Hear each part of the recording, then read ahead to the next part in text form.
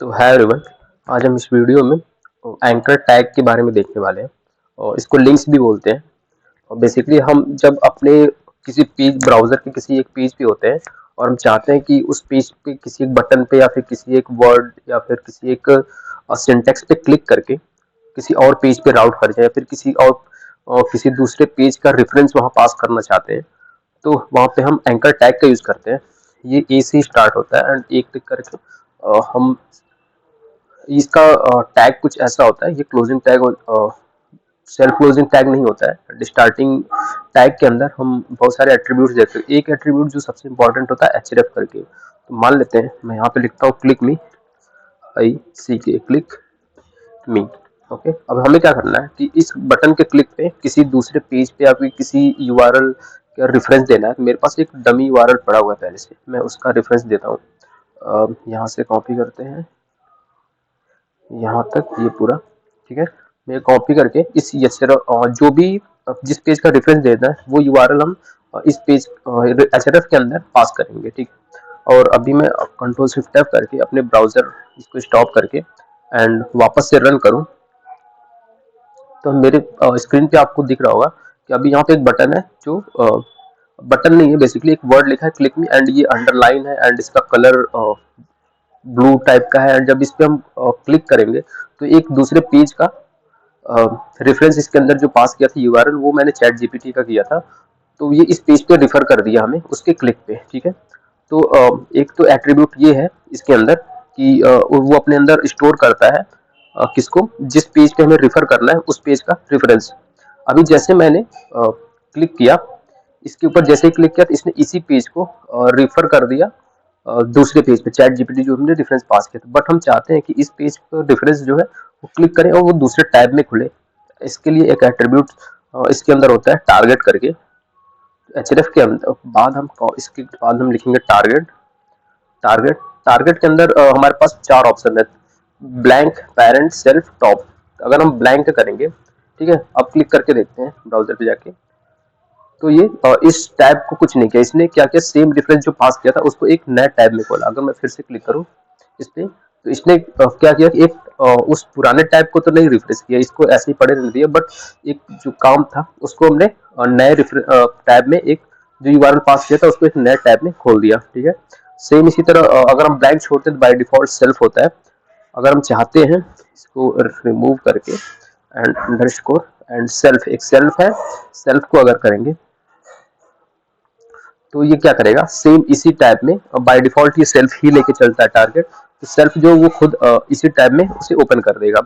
And जो parent होता है, ओपन द डॉक्यूमेंट, ये अपने पेरेंट के फ्रेम में खोलेगा। जो यहाँ पे एक पेरेंट था, अंडरस्कोर पेरेंट, पेरेंट जो है अपने पेरेंट के फ्रेम में इस डॉक्यूमेंट को ओपन करेगा, मतलब जो यूआरएल है उसको ओपन कर। एंड एक टॉप करके होता है, टॉप, टॉप का हम देखते हैं क्या करता है। ये बेसिकली इस डॉक्यूमेंट को अपने सबसे टॉप, ये हो गया, मैं पहले पीछे जाते हैं, ओके ठीक है। अभी मैंने टॉप वहाँ पे पास किया है, तो पूरी विंडो की जो सबसे टॉप के पे विंडो होगी उस पे रिफर करेगा। लाइक अगर मैं इसको इधर कर दूं एंड वापस इसको पीछे लाऊं एंड वापस से क्लिक करूं, तो ये क्या करेगा, अपने जो भी विंडो के टॉप पे होगा उस पे रिफर करेगा, उस यूआरएल को जो हमने यूआरएल पास किया था, ठीक है। इसके अलावा हमारे इस यूआरएल के अंदर और भी पैरामीटर्स पास कर सकते हैं। इस मान लेते हैं कि हमें एक पूरी की पूरी ही इमेज को ही एंकर टैग बनाना है। लाइक हम किसी इमेज पे क्लिक करके हम चाहते हैं कि वो इमेज पे क्लिक करके किसी पेज पे राउट कर जाए। अब इसमें ब्लैंक करके मैं अलग टैब में खोलता हूँ, यहाँ पे img लिखेंगे, img, ओके। इसमें पास करते हैं, मैंने एक इमेज डाल रखी है, डॉट इमेज, ये इमेज डाल रखी है एंड अल्टर करते हैं लोगो, क्लिक img, ठीक है। अल्टर, इसके अल्टरनेट सिंटेक्स में इसको रिमूव कर देते हैं, ठीक है। इसको सेल्फ क्लोजिंग बनाते हैं एंड ऑल्ट शिफ्ट, ठीक है। अभी हम चलते हैं तो देखते हैं फ्रंट एंड पे क्या दिख रहा है, रिफ्रेश करते हैं एंड ये जैसे कि इमेज दिख रही है।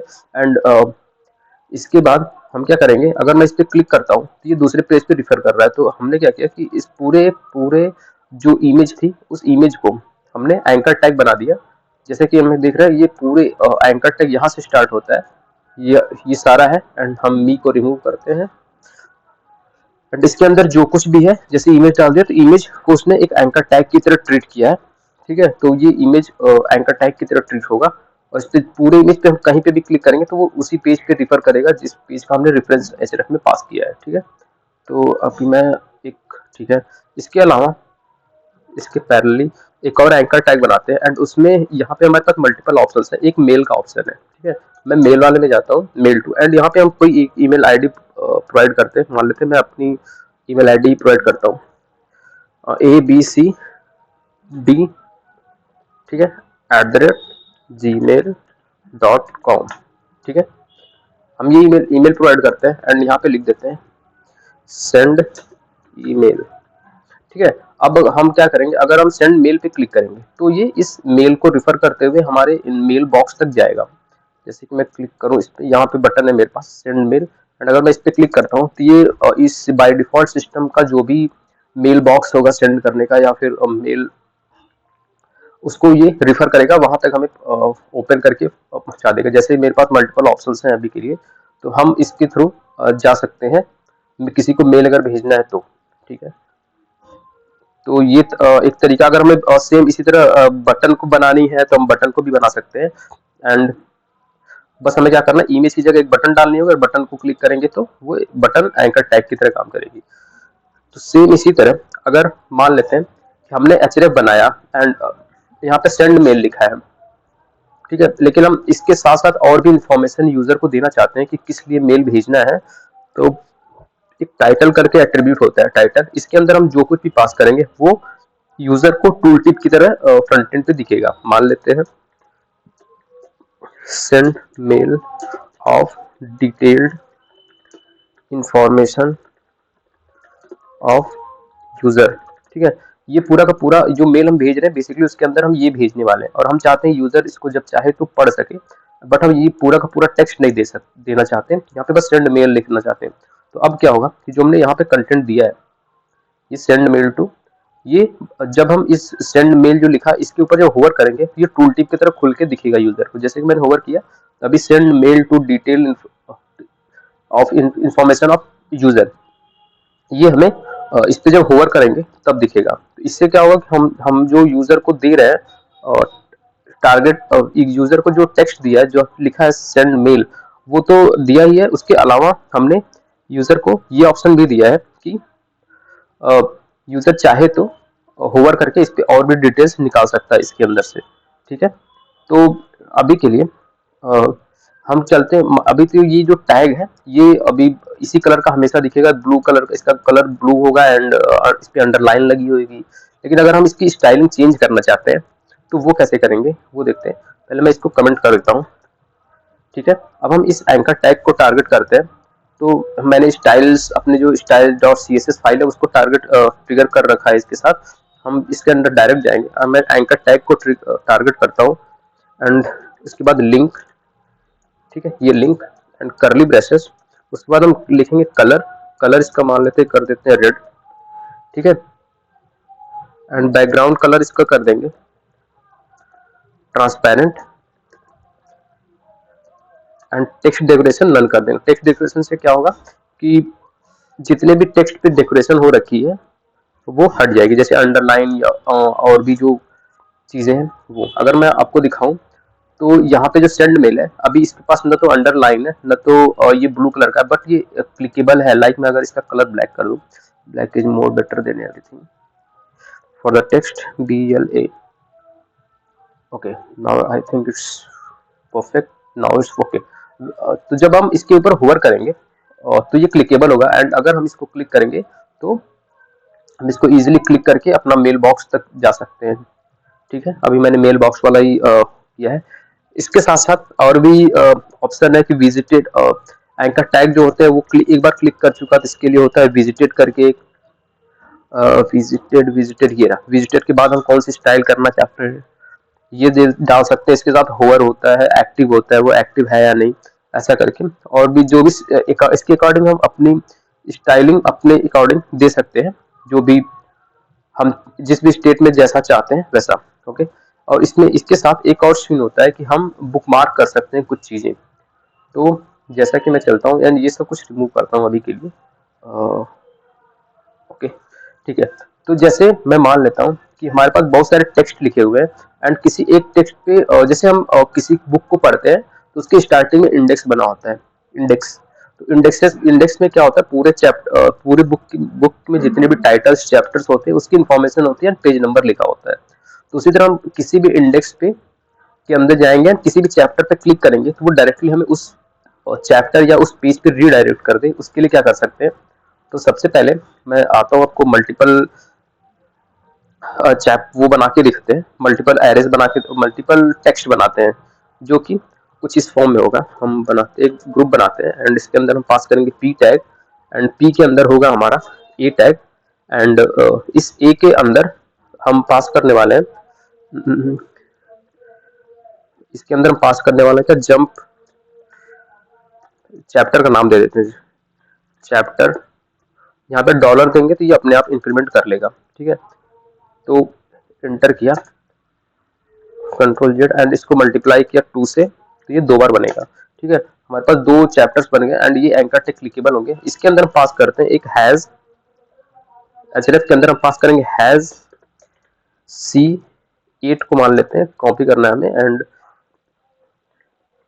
सेम इसी तरह हैज सी 15, ठीक है।